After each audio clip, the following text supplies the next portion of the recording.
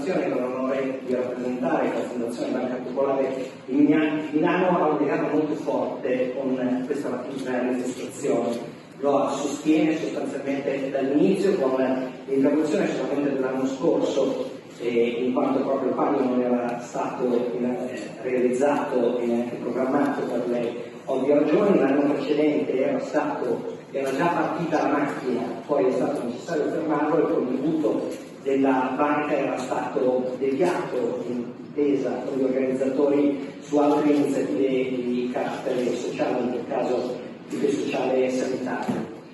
Si vuole mantenere questo legame, ma mantenerlo oggi è da certi punti di vista molto facile e stimolante. Perché? Perché è stato costituito per volontà delle istituzioni locali un ente, la Fondazione, che ha una governance molto chiara, che ha una finalità molto precisa e limitata.